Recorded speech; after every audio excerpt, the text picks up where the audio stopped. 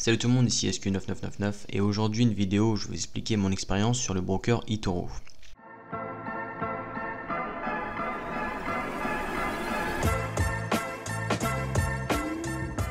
Donc dans cette vidéo, je vais t'expliquer pourquoi j'ai choisi eToro, t'expliquer les avantages de ce courtier, mais aussi les inconvénients et mes ressentis sur l'utilisation de ce broker. Donc avant de commencer, qu'est-ce qu'un broker? Donc un broker, c'est un courtier en français.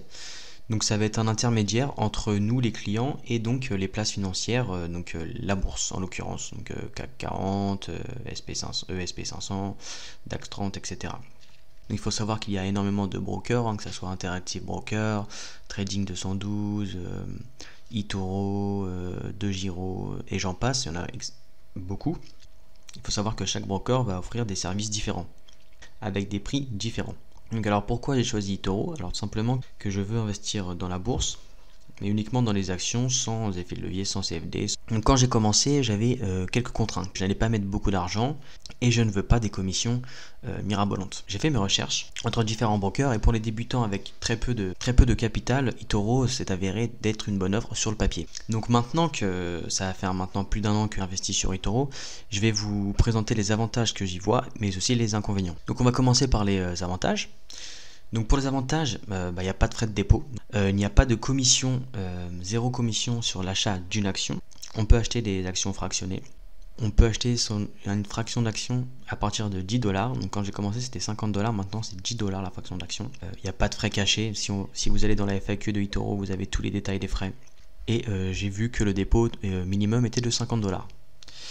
Donc si vous voulez investir, c'est minimum 50 $, ce qui fait à peu près 45 €. Donc voici tous les avantages d'eToro, donc il y a quand même pas mal de bons avantages. Maintenant on va passer aux inconvénients. Donc il y a des frais de conversion. Selon si vous mettez en euros votre argent ou en dollars, vous avez entre 1,5% et 0,5%. Votre compte eToro est en dollars, ce qui vous fait que vous êtes exposé au Forex indirectement. Donc le Forex c'est quoi? C'est le prix de l'euro et du dollar. Si le prix du dollar descend par rapport à l'euro, vous allez perdre de l'argent, alors que si le prix du dollar monte par rapport à l'euro, vous allez gagner de l'argent. Donc ce qui est intéressant ici, c'est plus d'investir chaque mois mensuellement des sommes pour éviter d'être exposé au Forex. Mais bon, vous êtes exposé du coup indirectement. Donc c'est un point négatif qui s'est transformé en point positif pour moi car j'ai fait du bénéfice grâce au Forex. Donc il y a des frais de retrait de 5 $ à chaque retrait. Donc mon objectif n'est pas de retirer mon argent tout de suite, donc je ne suis pas exposé à ça.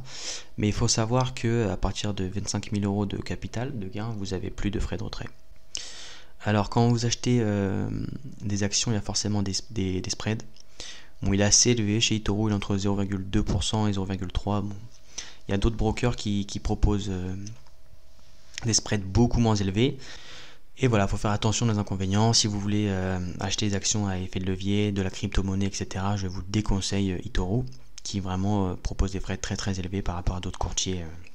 Comme dit auparavant, pour mon objectif d'utilisation de la bourse et ce que je fais avec mes achats d'actions, eToro est une plateforme très très bien pour moi.